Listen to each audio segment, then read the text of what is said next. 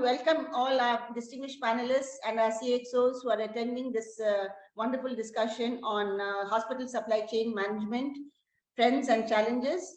And before I start, I would like to introduce our moderator, Mr. J Adel. I think all of you know him. He's the Chief Operating Officer of Flab Healthcare, and he's also the State Chairman of CAHO in Tamil Nadu. He is a healthcare management professional with 18 years of vast experience in hospital operations, business strategy, business development, marketing, advertising, and hospital projects. He has been the brain behind several marketing and advertising campaigns of Meenakshi Mission Hospital, including the most sought after, I think they have this saying, what was that? Aram Saidu? Aram Saidu Paraga, yeah. Alongside the Paragu and the recent Always First, Always Best campaigns, which broke all conventions of healthcare advertising. He is also an active member of the expert committee formed under the Tamil Nadu Health and Family Welfare Department to oversee the fire and safety measures in government and private hospitals in the state. He has been an active in several government and business forums, including the Confederation of Indian Industry, CII, AHPI, and CAHO. Thank you once again, all of you, for being a part of this roundtable discussion. And over to you, Adel. Thank you. Thanks, ma'am. That's a very elaborate introduction. Thanks a lot. And thanks for giving me the opportunity to moderate this session today. It's a wonderful topic. It is of special interest to me. And I would like to share my thanks to all the moderators, the speakers who have joined today for today's session, and the guests who have joined today for the session as well. So let us straightly dive into the topic. So we today at CAHO Healthcare CXO Roundtable Meet, we will be talking about hospital supply chain management challenges and trends. So we have very eminent speakers today. We have our first speaker, Mrs. Arulselvi Ramachnadran, who is the Assistant Purchase Manager at Vidya Hospitals, Chennai. She's a very matured and very experienced purchase head there. She's been there for a long time. So I would ask her, her expertise is in purchase of drugs and consumables, medical consumables. And so now I invite Mrs. Arulselvi Ramachnadran to speak on her topic of purchase process in a hospital setting. Good evening, everyone. Thank you for this opportunity. I'm Arulselvi, Assistant Purchase Manager at J Adel Hospitals. I have around 15 years of experience at the hospital environment here, and our team deals with the pharma and surgical items, basically. Our aim is to basically procure the quality products at the most affordable rates. We tend to achieve this either by negotiating the for the competitive rates or through the rate contracts. Every year the rate contracts are done with the manufacturers directly. Once a year these are updated. So we update the rates accordingly. Actually, the process involves we receive indents from various departments in the hospital, like being two groups of hospitals at the same campus. The indents which are made are consolidated into a single purchase request, and we send out the purchase order in the hospital inventory system actually. So we process them and send the purchase order after checking for the quantity quantities are checked, and if there are any cancellations or reorders or change of any other items need to be changed, everything is checked prior to sending the POs to the vendors actually. So then we follow up to the vendors, we make them for a timely supply. If it's an emergency, we urge them, we constantly follow them to supply the material on time. And if there is any reorder, if one person doesn't have the product, we have to immediately procure it from another vendor. So all this are done. And if there is any non-availability of item, we also try to give an alternate item, consulting with the concerned person who is authorized to do that. So also we aim to maintain inventory to curtail the stocking of the non-moving items periodically is done, and as well as the short expiry items, like first coming in will be going out. On that basis, we try to also maintain the stock, the short expiry items as well. And as for the purchase, we try to categorize it into consumable and non-consumable items actually. And under these, we further have the groups like pharma, surgical, blood bank items, lab items, narcotics, consignment items, etc. So we actually basically our team deals with the pharma and surgical, blood bank and lab items. And general items are again a different group is following up with that. So in our process, actually, we do this purchase process starts with the daily indents which are received through the ROL, which is the reorder level, or by the manual indents. So reorder level is basically like every day it is generated for certain items based on the 3-month sales process. Then we raise a purchase order for all the indents that we receive, and the POs are sent to the mail. By mail, we send the POs to the suppliers, and we constantly follow the vendors as well to continuously receive the products to the and also the distribution of the items once it is received at the central store. And also we are responsible for, in case if there are any new items which has to be purchased by the hospital, an authorized person has to approve and authorize the entire new item. And similarly for the vendors as well. We need approval from an authorized person to bring in the new supplier as well. And further to that, we also monitor the short expiry and the non-moving items periodically. Once in short expiry, in case like it is done every month, and the non-moving items periodically, like it could be like 2 to 3 months interval. And we receive the rate contracts from the manufacturers directly, and the rates are analyzed, and we update the rates in the system.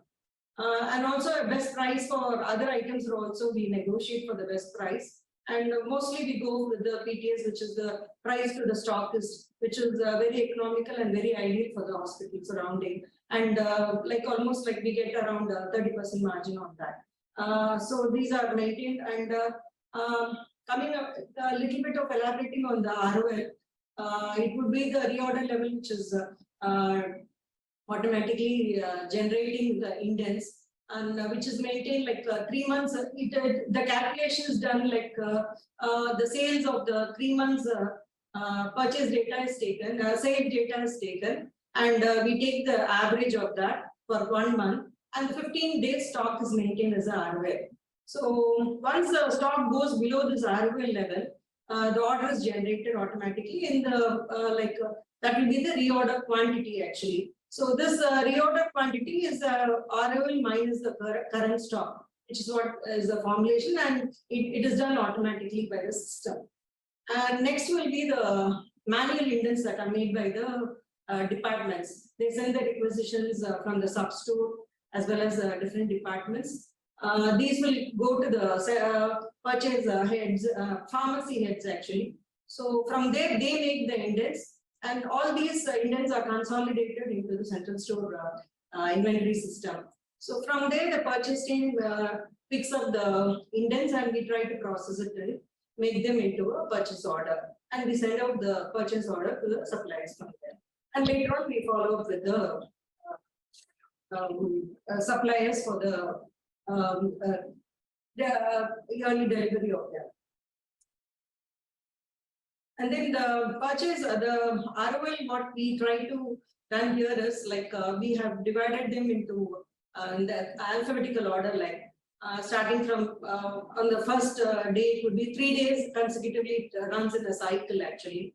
So one will be from starting from A to E is run on 1 day, and F to O is on the next day, and third day would be from P to Z respectively. So that we have the even distribution of the ROL being run every day. So that is one thing. And of course, manual indents, as I said, the pharmacy heads are the ones who make the indents. And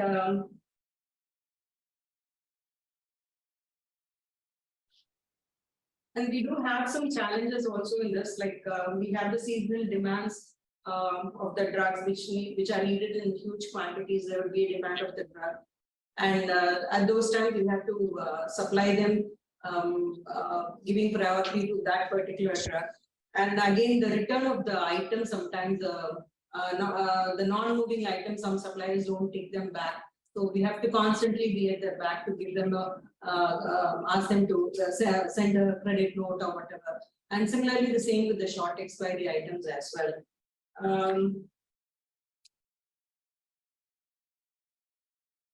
Any other questions on this? Sorry, I'm done with this. So we'll go with the questions later. Okay. The speakers have spoken. Okay, so, because same question could be answered by multiple people. Okay, so okay, thanks a lot. Thanks for the brief idea of how you manage your purchase process at a hospital as big as Vijay Hospital. And I know there will be a lot of standardization you would have implemented and a lot of challenges you'll be facing, as you were saying, due to seasonal needs and all this. So I understand. So thanks a lot. Thanks for that. Thanks for giving us the understanding of the purchase process. Now I would like to invite Mr. Edmond Paul, who is a consultant for supply chain management at Rajagiri Hospital, Alva. So he has enormous experience in biomedical. He's basically a biomedical engineer, and he has enormous experience in purchase of medical equipments. How do you the maintenance of equipments, and he knows he's updated with all the recent trends of the industry. So I invite him to talk about the procurement process of medical equipments in hospitals. Over to you, Mr. Good evening, everyone. As we all know, the equipment purchase is little trickier than consumables or medicine purchase in hospital, because the medicine, definitely there is an MRP, and then we will be able to find out the actual price what the hospital means other hospitals buys. But for medical equipment, there is no MRP, there is no standard pricing, and as per the configuration of the product, the prices change drastically. So it is slightly a tricky procurement process in capital medical equipment purchase. So there are 3-4 stages in the medical equipment purchase. One is definitely the planning part. Then we need to define the need of the equipment. As per that, we should create the RFQ. The quotation need to be invited for that particular satisfying that particular need. Then we definitely need to evaluate different products available in the market and evaluate the risk of each product. If you are buying a product, what all are the risks associated with that? So that is how we do the entire process. So we definitely get the input from the end user, what all they actually need for that product. So we need to list out that requirement, and then that need to be given to various vendors to get the quotation for that product. And then according to that, the quotation given by each company, we need to classify the products. Like many products will be able to give the 100% fulfill our requirements. Some product may not be that, and we need to make a competitive parameter listing for the products.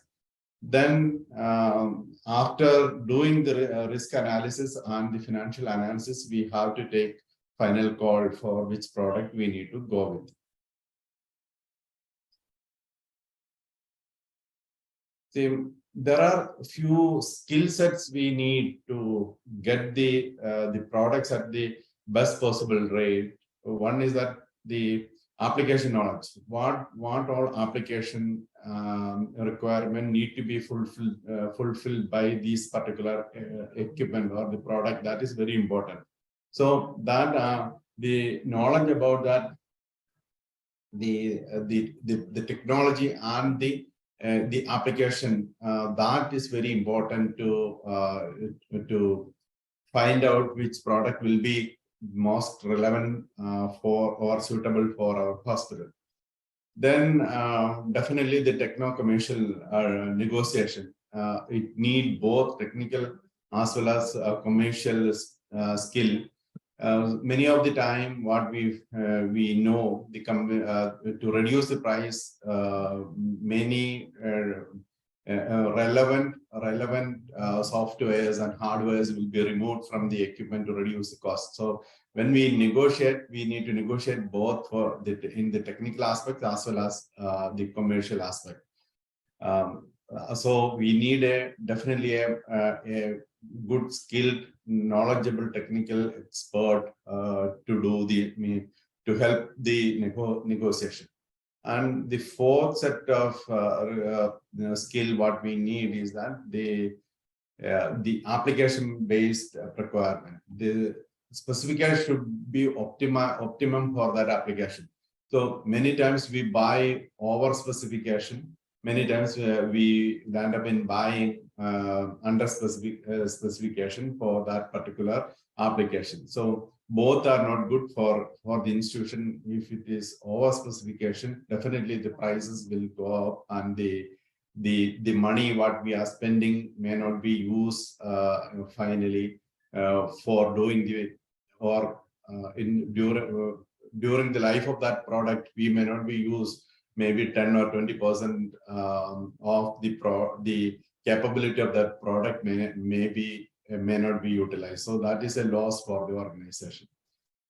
Then upgrade possibility, obsolescence, all that to be checked properly, so that definitely we know if a product is going to obsolete, that product will be available in the market at a much lower rate. But the new introduction or the new product which is coming up from the same company maybe have much better features, and maybe it can survive for next 10 or 15 years.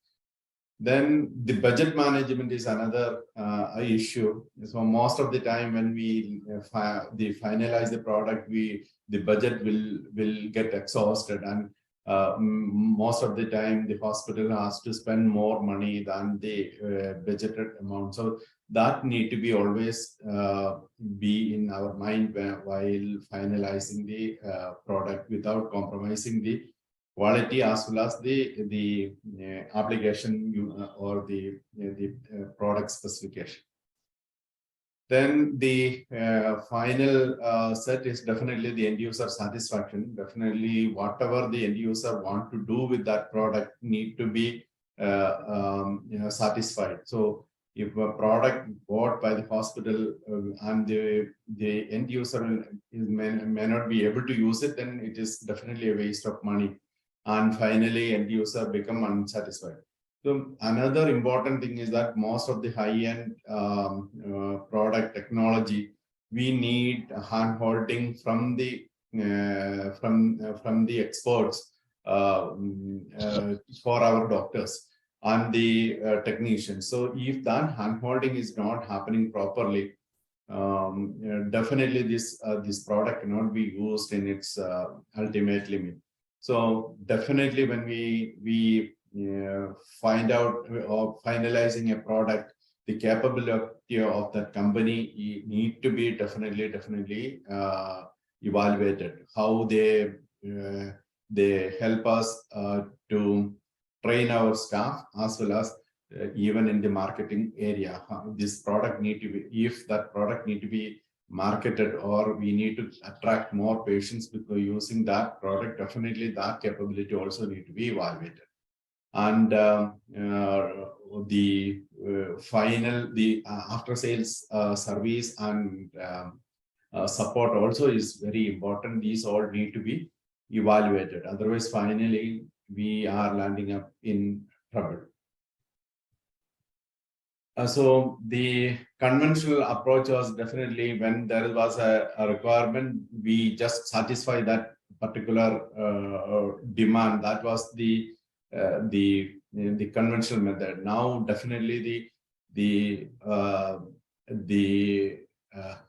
the method or the modern approach is definitely different. We need to, the hospital need to definitely survive in that particular market. So according to the market scenario, we need to upgrade ourselves. We need to change ourselves. We need to acquire the technology what relevant for that particular area, that particular market.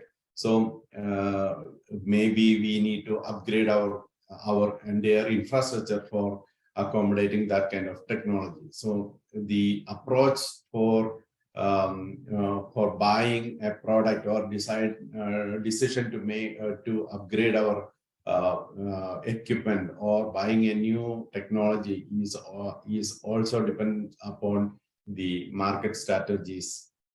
So these are the basic things which we definitely look at in the purchase of medical equipment. Thank you very much. In the question answer session, we can take more. Sure, I suppose there are a lot of questions. I think I imagine a lot of questions. The participants also will be asking a lot of questions here. This equipment forms the major burden, capital burden for a hospital. So yeah, sure. I will come back to you again. Sure. Could you stop the sharing? Yeah, thanks, Nadia. So thanks a lot, Mr. Paul. So now we move to Mr. Venkatesh Seshadri, who leads the technical and advisory services of CI Institute of Logistics. He has enormous experience of more than 27 years in managing end-to-end supply chain across the world. He has dealt with he's basically engineer by education, but he has dealt with supply chain and logistic management for various brands across, not just in India, across the world.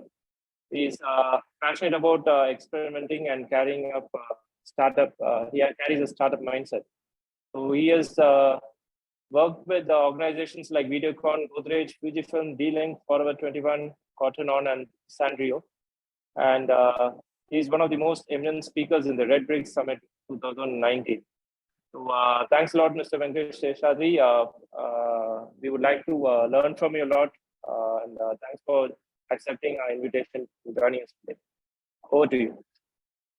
Thank you very much, Mr. Adel, and the professionals, eminent professionals. I mean, there is so much expertise I could see within this community. It's really amazing.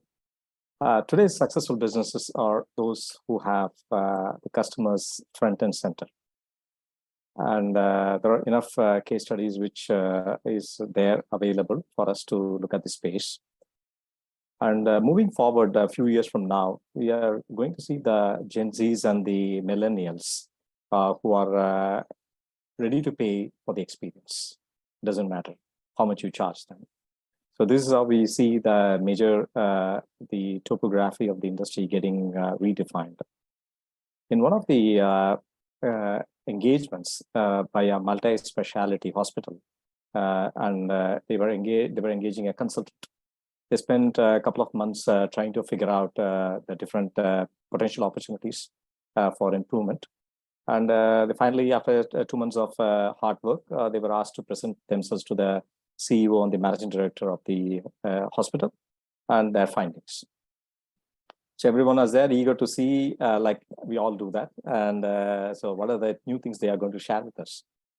The screen came up and it was a blank screen. No, so for a few minutes, I'm sure some of you might have picked up this somewhere. Then initially the managing director thought, oh, there is some technical snag. So that's why no picture or no presentation is coming up. He waited for a few more seconds, still the same. And he really got furious and shouted at the consulting company. So you have wasted a few minutes of my precious time. And this is not something we are expecting from you. We are just expecting some presentations and findings and the guidance for us to move from here. And then the consultant said, sorry, sir, you have to apologize me. It takes so much pain for all of us here in this room to watch a plain screen, even for a couple of minutes. This is what every customer in your hospital, which is the patient, is looking at for months and years. When they are on the bed, lying on a bed, they keep staring at the ceiling, which is plain white paint. And then he immediately called all the operational teams. That's either you just come up with some beautiful painting so that they can at least see that, or mount a television set so that people, even though they are lying on the bed, they can see what is happening there, so they can catch up with that. So this is one thing.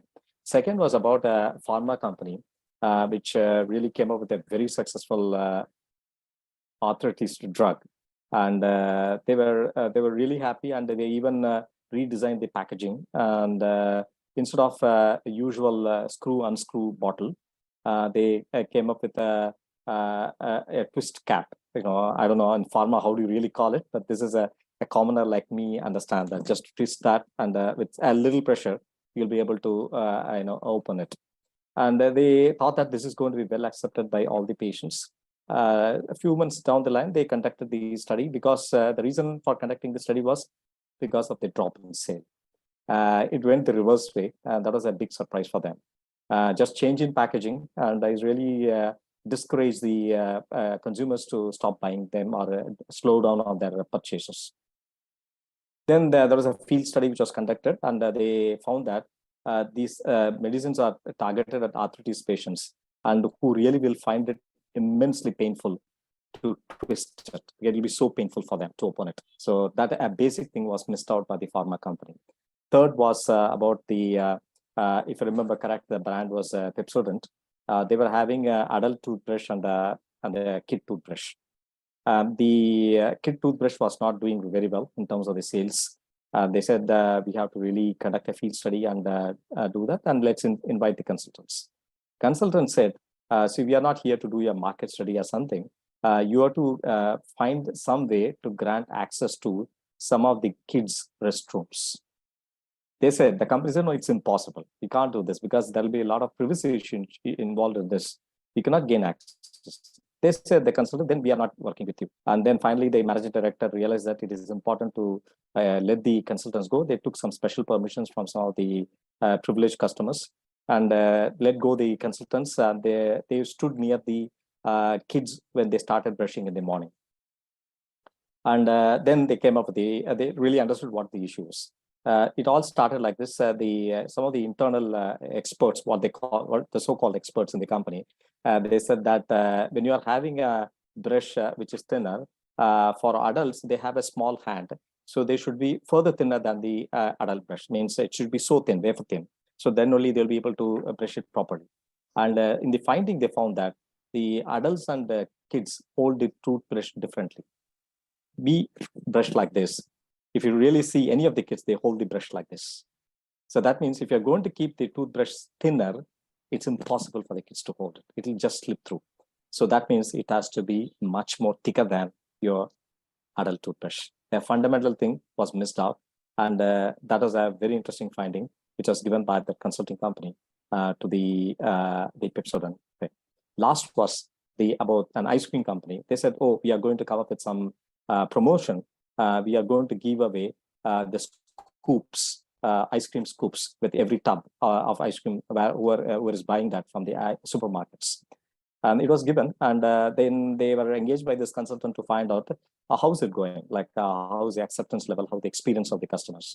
They went around in the market and they found that some interesting things. They went back to the company and they said, so today you have the metal scoops. Do you know exactly how the customers are using the metal scoop? The managing director said, there is no rocket science here. They'll just use the metal scoop, just take the ice cream out of the tub and just eat. They put it in the cup or anything and they start eating it. They said, no, there is one more thing that also happens here. After the ice cream is put in the cup or the glass bowl or anything, most of the customers, they don't leave away the small ice creams which is on the scoop left over. They lick it. If you're going to have a metal scoop and when they're using a tongue, they're more likely to damage the tongue. So please ensure that you have a plastic one, or even if you have a metal one, ensure that the edges are smooth enough. A very basic thing, but this can, in a country like US or any European country, this can bring the entire company into litigation. Coming back to where why I started 3 or 4 stories here is, as an outsider, I see, like, just take the case of the tablets I buy from the pharmacy shop. And what I see is the moment to take some of the tablets and consume it, you do not have, like, you have a gap. You leave three to 1 or 2 months just based on the doctor's recommendation. You go back to the strip and you realize that the expiry date is missing because you already scrapped it. So is there a way where we can address this? That's one. Second is the printing on the envelope or the whatever you call it as the tablet sheet or whatever you call it. Okay, so it is so shiny. Even for someone like me, it's very difficult to read it. Imagine the elderly people trying to figure out, because it's all printed on a silver color with a black printing. It is very difficult, annoying for someone to read that. The next one is when I end up in a hospital and today people are ready to pay any price. Why do they pay so much money for a hospital? Is of course for the better treatment. The other one is is there a way where you'll be able to precisely tell what time they have to check in, rather than telling you give an appointment for 2 p.m. and we end up seeing the patient at 3 or 4 p.m., which commonly happens in many of the hospitals. And if it is not getting fixed by anyone, the one who is going to fix it is going to disrupt the market. Like, no one expected Apple to get into savings bank account. Nobody thought. Today they are tied up with JP Morgan, and I happened to see the credit card issued by Apple yesterday in a video conference call, and I was amazed to see that nothing is there except the chip, the Apple logo on the JP Morgan, no CVV, no credit card number, nothing, and it is all app driven. So this is a big surprise for the financial institutions, because they never imagined a technology company getting into the space and literally unsettle them.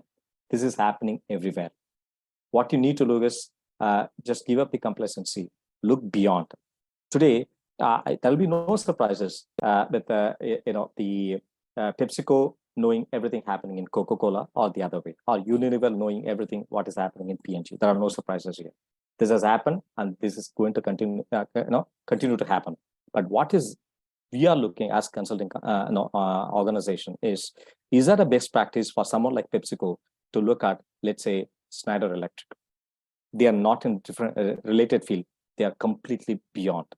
And this is where what we believe the sustainable competitive advantage can come into play. And since we always respect in our consulting the aviation industry, whenever there is a flight crash, the first thing they all look for is the black box. Why? Because it's not that to find out who has done the blunder. It is to find out why it has happened and can it be rectified for the future flights. And this is flight travel is one of the most safest one today. We all have the confidence to take a flight. Imagine the captain, once you board the flight, he says that I'm the captain so and so. There are 90% chances that we will reach the destination safely. You'll see everyone jumping to the exit gate to jump out of the flight. It doesn't happen today. That is because they have been learning by mistakes. Mistakes can happen, but that should be a learning process. So looking beyond is first thing. Second is the mistakes have to be shared across, which doesn't happen. And I'm not sure if any of the healthcare experts can correct me if I'm wrong. To my understanding, it doesn't happen. And these are, I would say, in a consulting language, the serious wake-up calls are the red flags, which we can look, and so that before someone else takes a space, can we really change ourselves and look beyond? These are the wonderful opportunities. If you are going to be the early adopter, the world is with you. Or to Mr. Adel. Thanks a lot, Mr. Venkatesh. That's totally interesting take on what a common man would expect and how a third party would expect from what they would expect from the healthcare industry. These are very common things that we miss looking at the larger things that tends to happen in the process. So thanks for giving us a shocker there. Okay. So now I invite Dr. Akash Rajpal, who is the Executive Vice President of Medica Bazaar. He's an alumnus of IIM Calcutta. He has more than 20 years of experience in government private health sectors. His achievement includes receiving the first NABH accreditation in the western region of India. He has been also the CEO of Justlook Hospital and Research Center, and had various positions at Hiranandani Hospital, Mumbai, and Navi Mumbai Municipal Corporation as well. And today, Medica Bazaar is the largest B2B online aggregator of medical supplies, and he's the man behind it. Over to you, Dr. Akash Rajpal. Thank you. I hope people can hear me. Yeah, you're audible. Okay, I'll make a quick presentation. Thanks for that nice brief introduction. Thank you everyone for having me here. What I'll be talking is a little different today. Eminent panelists have spoken about things like best practices in inventory management, and also what cross-industry learnings can help in better supply chain management, etc. What I'm going to talk about is evolving trend and something which Medica Bazaar has pioneered itself in, becoming the largest aggregator of medical supplies. It is the largest catalog of B2B medical supplies on the e-commerce platform. It's the biggest marketplace, and we have both offline and online modes and modalities to cater to various medical supplies requirement, whether it is a hospital, whether it is a clinic, or whether it is a factory or an airport, wherever medical supplies are required. So I'll just share a quick presentation.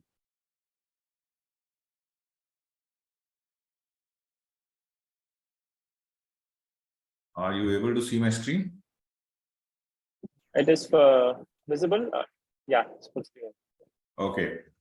So why I've also used the Hindi language out here, it's just a synonym to say that we are pan-India. So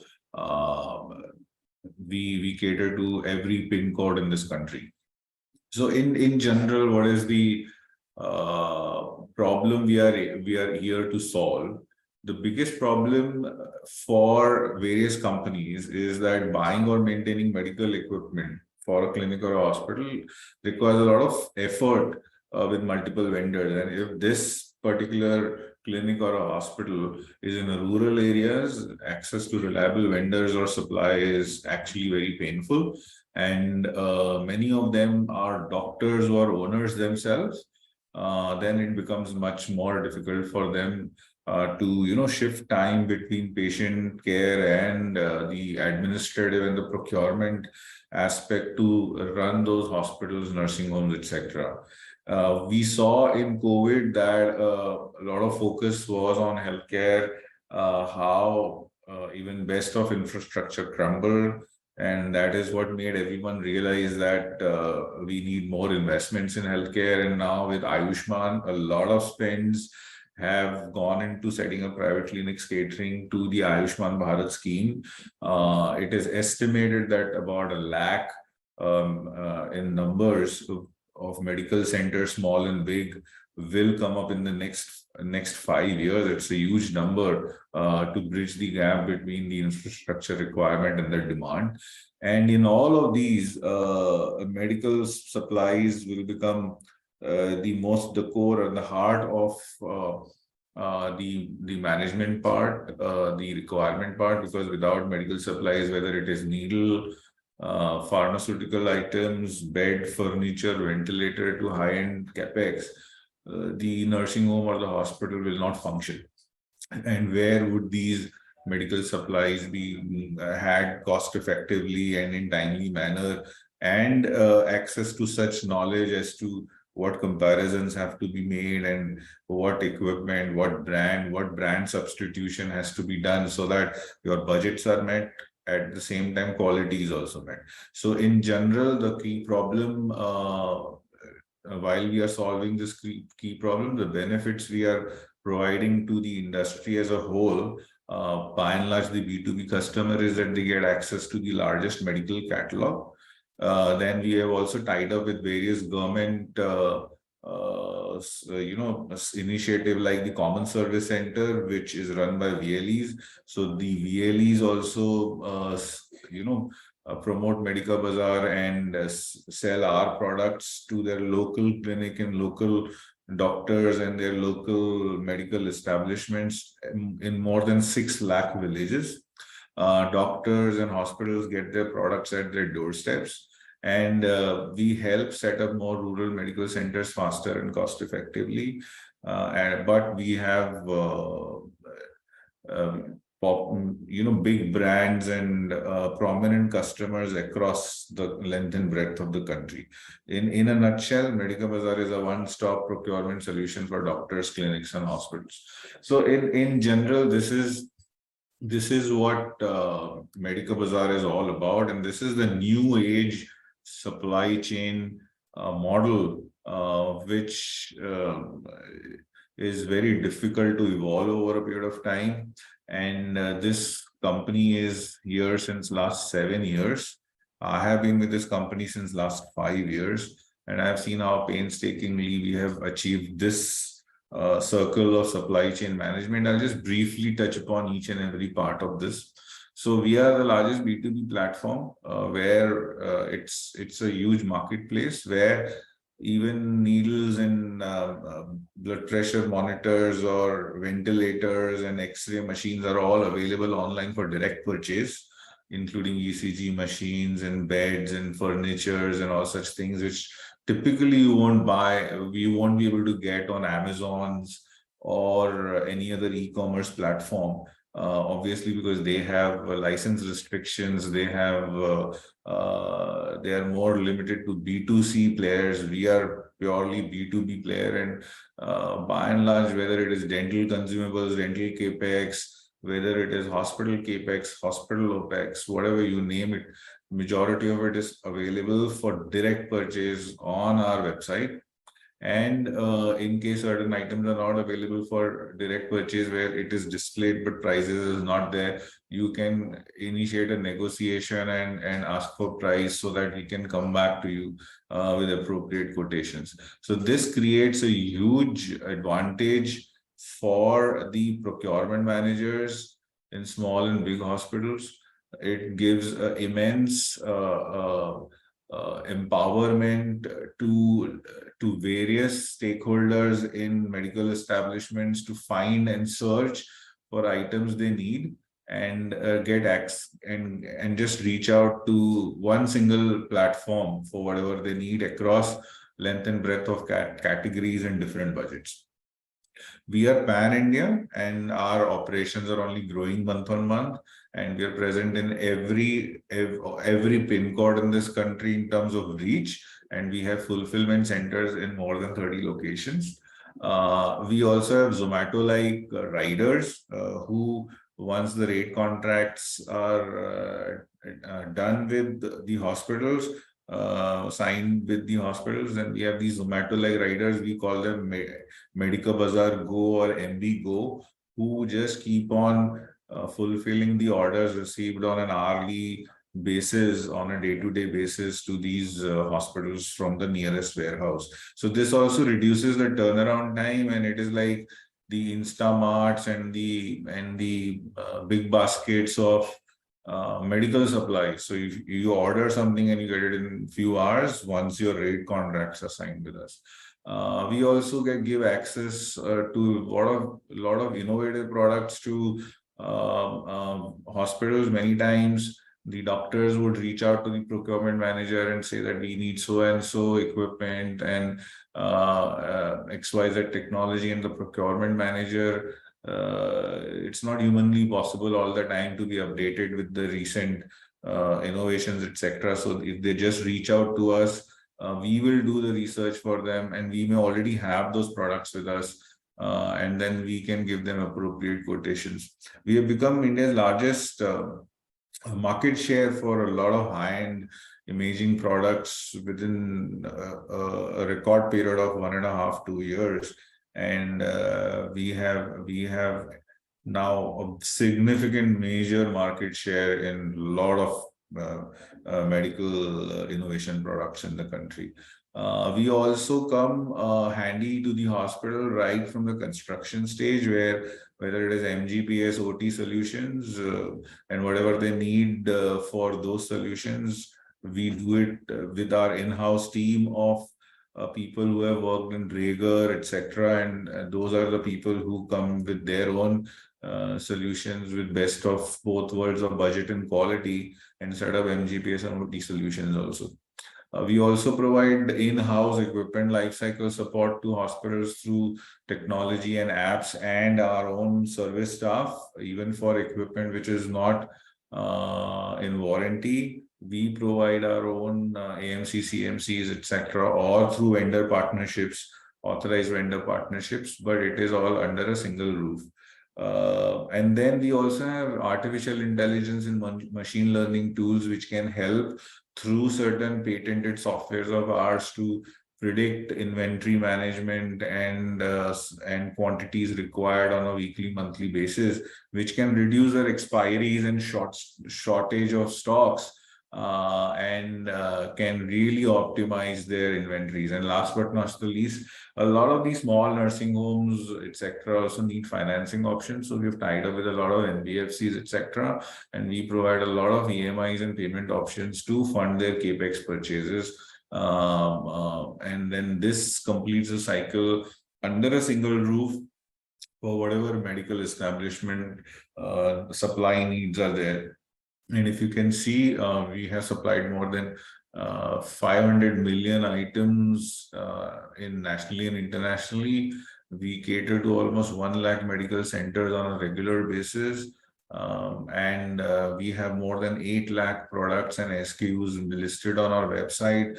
Many of them can be bought directly as soon as you register and log in. And we have tied up with more than 15,000 domestic and international suppliers, manufacturers, and distributors to cater to whatever requirement hospital may provide. And this is in a nutshell what the Medica Bazaar does. This is how typically their warehouses are. It has all the state-of-the-art equipment, including cold storages for vaccines and insulins, etc. And then these are our MBGO riders who keep on delivering items on their school bikes and tempos and trucks on a daily basis to various hospitals. And we are present across the country, and we have international offices also. So in a nutshell, we cater to both government and private agencies. With the help of CSC, we also cater to more than 6 lakh villages, and we supply to hospitals, nursing home clinics, doctors, dentists, veterinarians, through our partners, including manufacturers, distributors, pharmacists, resellers. And our customers, not just our hospitals and nursing homes, our customers are Vedanta, Procter and Gamble, Kane, and many other corporates who typically would not be felt as medical supplies buyers, but they are. For example, every factory or every large corporate, as a rule and a mandate, would need to have an occupational health center or a clinic or an employee welfare department where healthcare needs are on the forefront. And whether it is Go Airlines or Indigo or Mumbai Airport or all such entities, many of the medical supplies are provided to them by us, and this shows through various awards and recognitions which we have achieved over a period of time. So in a nutshell, the Medica Bazaar is the new age model for supply chain management for hospitals. So many hospitals like Vikram and QRG, SIMS, KIMS, most of them come and outsource their entire procurement tasks to us. Many of them 100%, where entire procurement is managed by us on various different models, including price reduction on their existing prices, or a revenue expense ratio model, or on a need-based basis, where the entire inventory is stored on behalf of them in our warehouses, and we keep on delivering to them on a pre-decided TATs. and make sure that things are well optimized for their requirements. Thank you. Yeah. Thanks a lot, Dr. Akash. Thanks for that introduction about the company and the services that you offer to the healthcare industry. To the audience, now we have the Q&A session. Please do feel free to post your questions in the Q&A option available at the bottom. So now I have a question from Dev Kumar Nath. What is the standard inventory days that can be maintained for a multi-specialty hospital that has majorly surgical patients? So like high surgeries, they treat surgical patients, like they do high-end cases like transplant. So what do you think should be the standard inventory days? Is there a formula or something? Sorry, I guess you're asking me. Pardon? So are you asking me or somebody else? Yeah, I'm asking you, yeah. Okay, see, transplant, in our hospital, we don't do the transplant surgeries. So I don't think I'll. Adel, sorry, Adel, Yeah. can I take the question as an outsider? Yeah, please, yeah. Okay, Who is great. that? Please introduce yourself. It's Venkatesh here. Sorry, yeah. See, what you do is like there are two approaches to it: the inside out and the outside in. Inside out is I decide that I carry, let's say, 30 days of inventory based on my own understanding of the consumption rate and my capability to hold on with the inventory, the cash flow, so many things. But these parameters need not necessarily fulfill or stand up to the customer expectations. Okay. And today's organizations are increasingly, even in all our consulting assignments, we recommend an outside-in approach.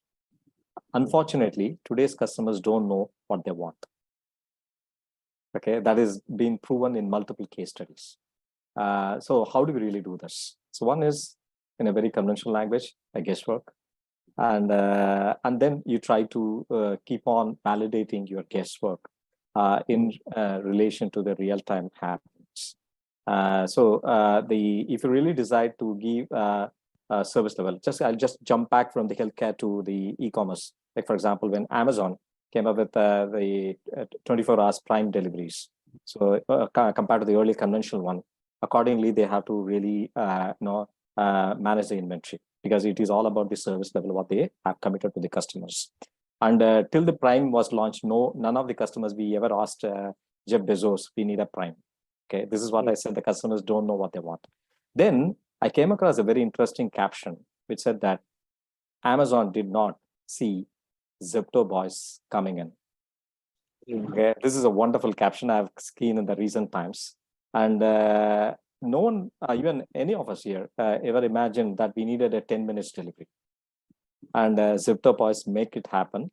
And they did not try to really improve 24 hours to 23 hours or 20 hours. They know that Jeff Bezos will easily win over them.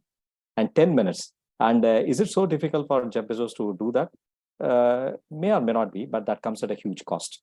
So when you look at the Amazon's 24 hours and 10 minutes of Zepto, their inventory management mechanism has to be completely different. So that's the reason they went for the dark stores. They partnered with some of the grocery shops and the nearby shop in the hyperlocal community or whatever you call it. And they try to serve them, and their end delivery is 10 minutes. So the short answer is it all depends on what you want to offer to your customers, and customers won't ask you.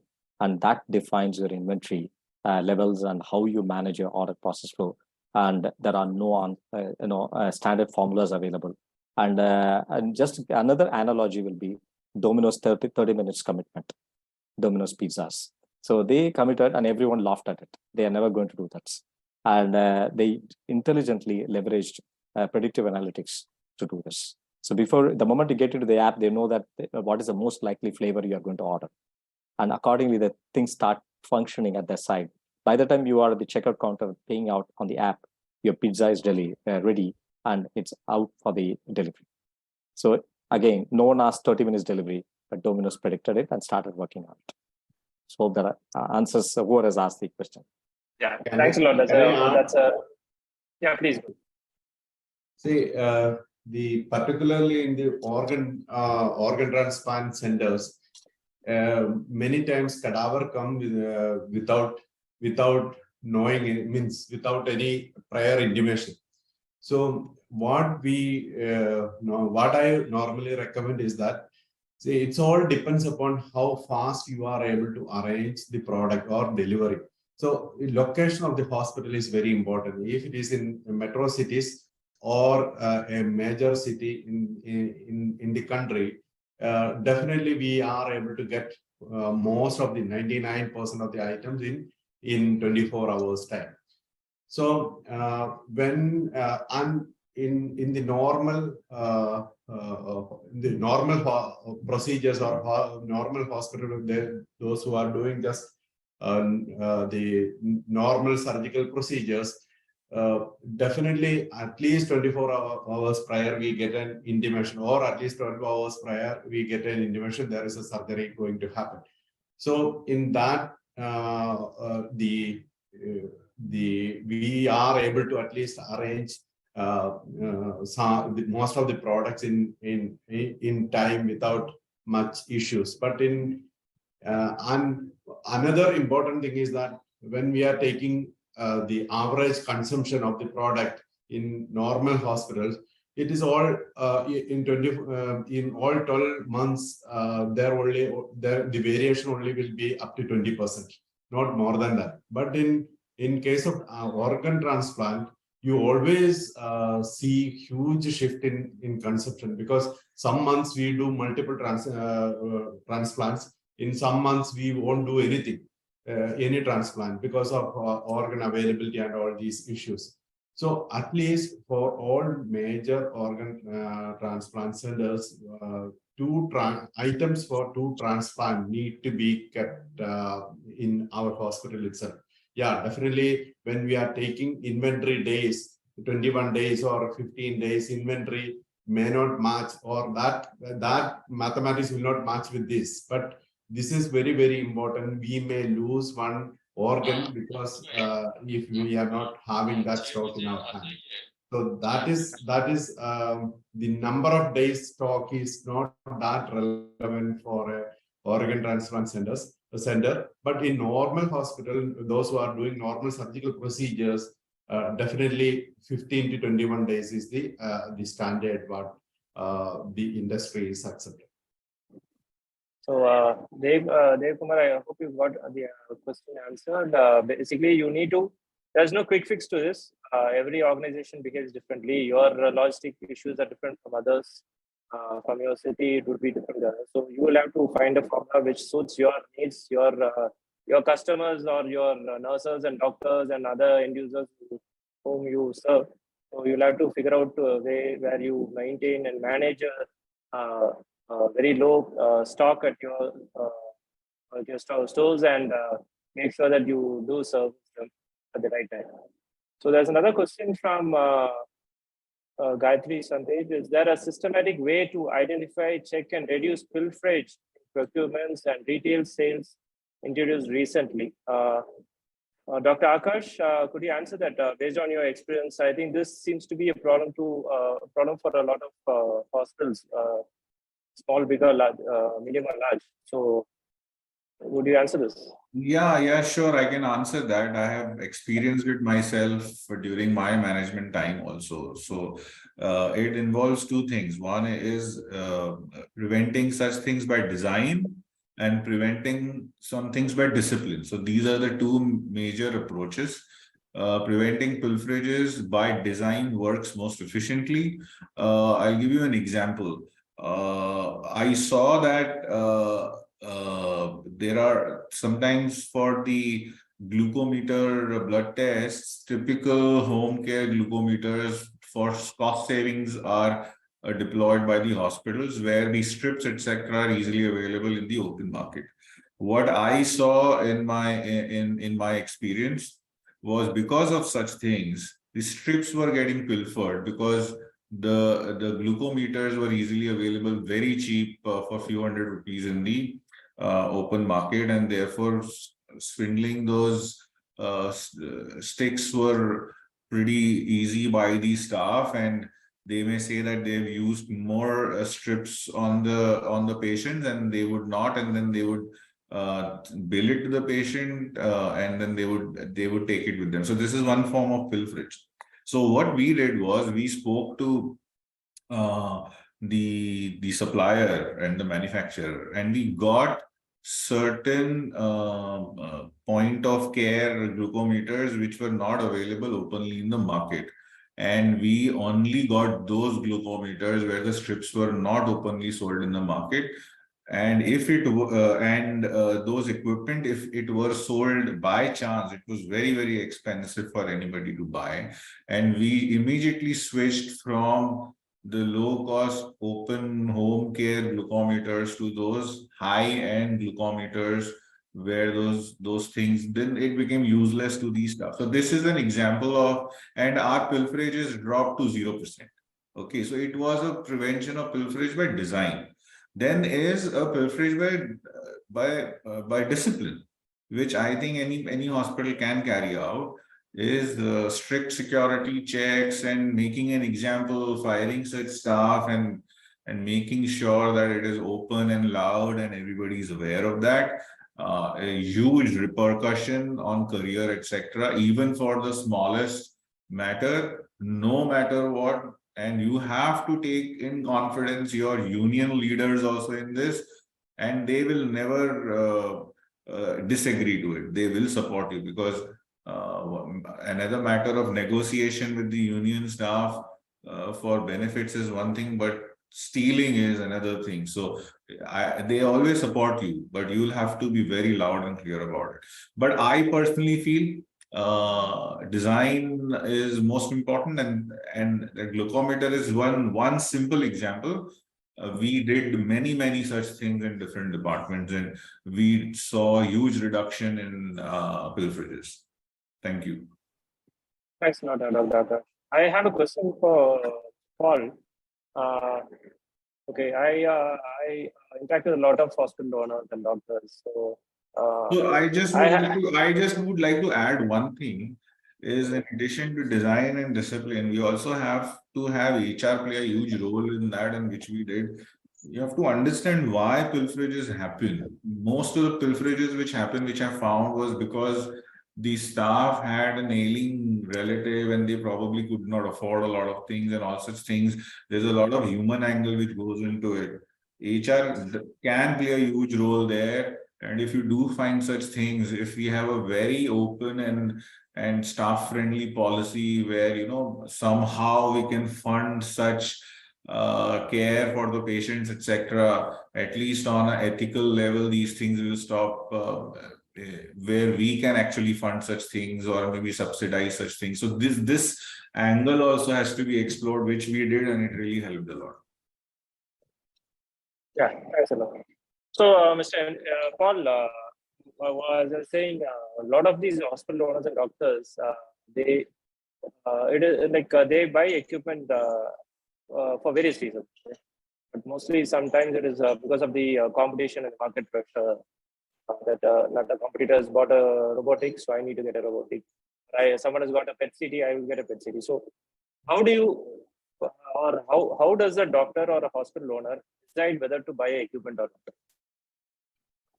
Yeah, that is what I was talking in my presentation. One is that in the olden days, mostly it was or conventional way.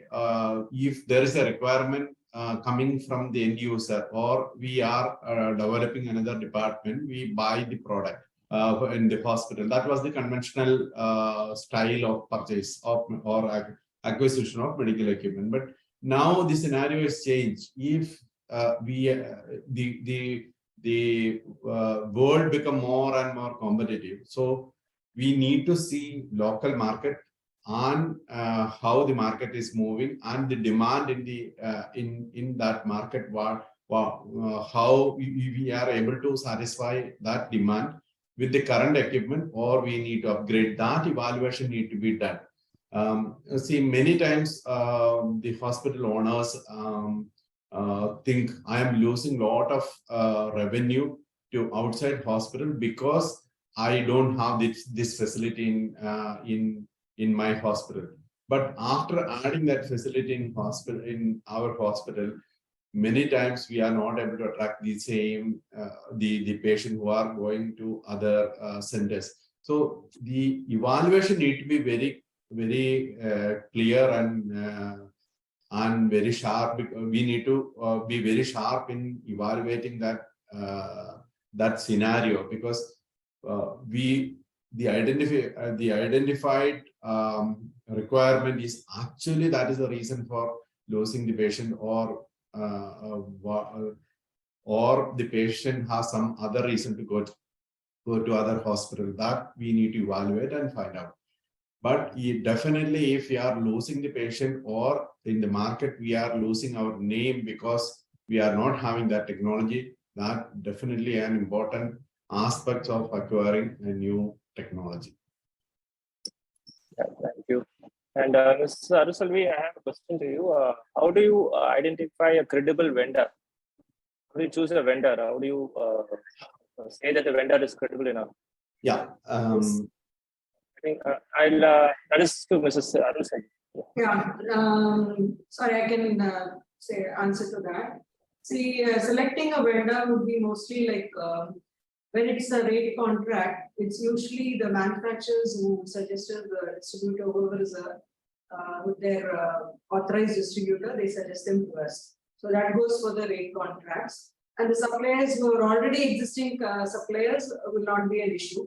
But if it's going to be a new supplier, it is with the approval of the authorized persons, either a CMO or management, any other authorized person of the hospital, will have to recommend that vendor of the credential, as per their credentials, whatever supplier's credentials. And if it's going to be a new vendor, again the same procedure is followed. And if it's not a rate contract, again the credentials are verified by the authorized persons, and then they are suggested to us. Only then we consider those.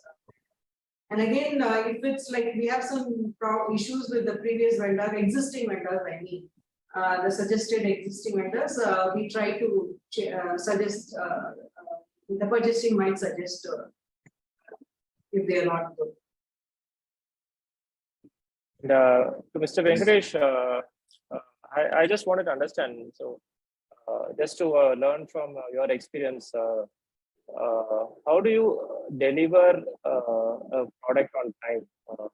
Like there are, as you're talking about Zepto or any other company for that matter, or even your logistic chains like that, or how do you keep up that credibility of delivering on time?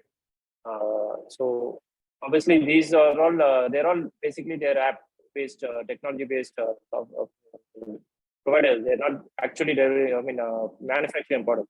So it is all the delivery which matters to them. So how do you keep up with that? There's a lot of pressure from the market as well. Yeah, absolutely.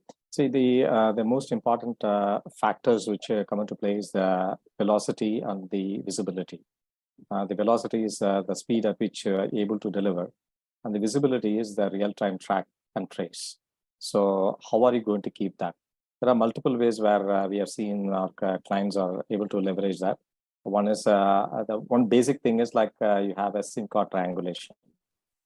Just so let the SIM card of the driver to be tracked, which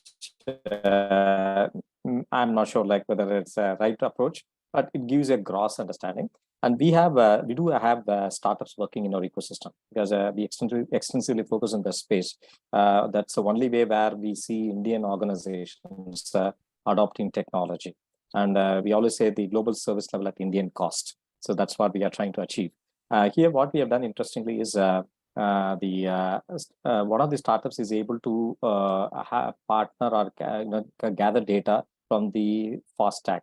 Whenever they pass any toll gates, they are able to capture that information. And that, again, it's not a real accurate data, but that's good enough to validate whether they are moving in the right direction. We do have also clients who penalize the truck drivers for reaching early.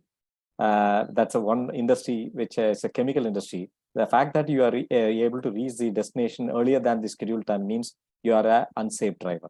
So that is also there. So they have a lot, one of the common things which we see is the supply chain control towers and all, where they are able to do it. And we have one of the other startup from Bangalore. They are able to have a lock which is put on the vehicles. It is not just a lock to secure the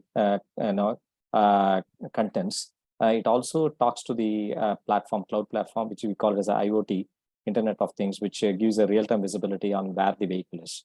So these are some of the things which they do. Again, the technology, what you are going to deploy, it all depends on whether you are going to get paid in some form or other by your customer. Otherwise, why?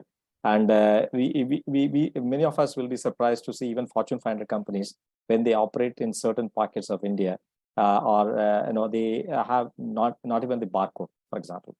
And when I challenged one of the leaders for that organization, he said, yeah, if you really want to see the best-in-class technology in our organization, the nearest market for you is Riyadh. I said, why Riyadh? It's all the way to Saudi Arabia. And he said, that's where my customers are ready to pay for what I spend on technology. So we want to break that because this is not going to help India as a country.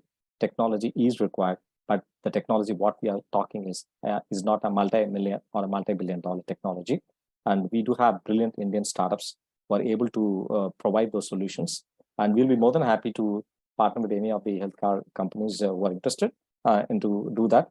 And that's something which is possible to achieve what you can't achieve with even a huge spend on the technology. Hope that answers your query. Okay. Yeah, that was great. Yeah, thanks a lot. There is point of time. We'll have just two more questions, ma'am. Is that okay? Adel, I have one question to Dr. Akash. Can I ask that question? Yeah, please go ahead. Yeah, Dr. Akash, I just wanted to know in Medica Bazaar, what are the payment terms? I'm sorry to ask you a question, but this is very important as an organization. Majority of our payments to our smaller and ad hoc clients are all upfront. Upfront.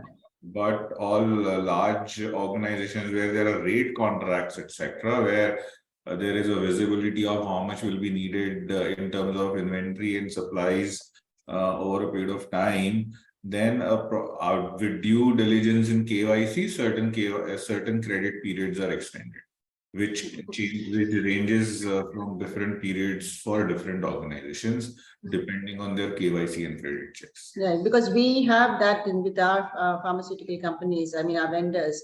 It goes up to 90 days also. I mean, so I just had that question with you. Yeah.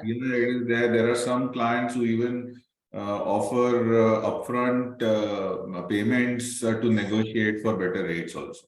So even that is there. Right. Thank you. Thank you. Yeah. Yes, Adel.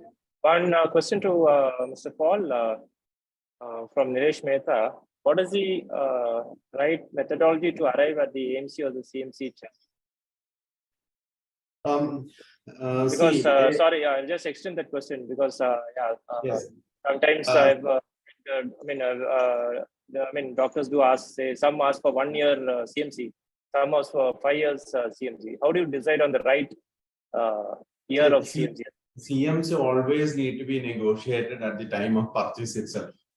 And in CMC, there are multiple parts may not be included in the CMC. For many times, many companies will exclude many parts. Those who are having actual wear and tear is going to exclude in the normal CMC coverage. So that we need to be very careful about what all included in and what all are excluded. And the life cycle costs need to be calculated considering all the consumables used for that equipment when we are using that product in patients. So like in ventilators, flow sensors, oxygen sensors and all are there as consumable, which is never been included in comprehensive maintenance contract with the companies. The comprehensive maintenance contract is very important to finalize at the time of purchase itself, and it need to be there at least for 7 to 10 years time, and the what all parts included and what all parts are not included in the contract need to be also clearly mentioned in the PO itself. So that is very important. And average cost come for most of the equipment around 5% of the equipment cost as comprehensive maintenance contract value wise. But in the products like MRI, CT, then the highly expensive products like the PET CTs or cyber knife or gamma knife, that kind of products, the percentage will not work. That we need to negotiate with the company and arrange into a figure. Thanks a lot. And one last question from Anita Jayaraman, how to maintain the consignment stocks systematically? I think I will answer that. So consignment stocks are not purchased by the hospital. So the vendor usually keeps it at our custody at their risk. So we are not going to be maintaining it. You just need to make sure there is a register at the place of storage, and I think whoever takes up uses the consignment stocks, because these are usually implants, either ortho implants or cardiac implants, stents. So you will have to maintain a register and ensure that whoever picks up an implant, they note it down, and that gets billed to the patient as well. So if you don't bill it, again it becomes a revenue loss for the hospital. So that is better. So I think we've shot the time allotted. So I think thanks a lot to the speakers. It was great having you all today for the session. It was really informative. I hope I could make it as interactive and informative as possible. Thanks again. Thanks a lot, ma'am, for the opportunity again. Thank you. Thank you. Thank you very much. Thank you very much.